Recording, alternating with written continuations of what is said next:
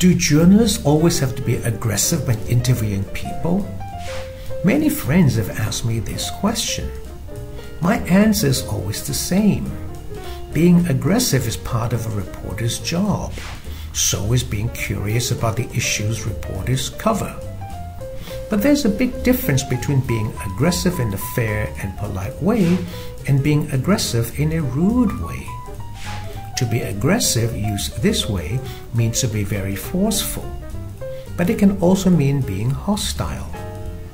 Some journalists believe that to be good at their jobs, they must be aggressive in a hostile way when asking questions. They want to tie into knots the people they interview with hostile questions. To tie people into knots means to confuse them and make them unable to explain something clearly. During my time as a TV host, some people said I like to tie into knots the people I interviewed. Whenever people tell me that, I always say I beg to differ. To beg to differ means to disagree in a polite way. I was aggressive when questioning guests on my TV show, but I took pains to be polite even when guests avoided giving me a direct answer. To take pains means to try very hard to do something.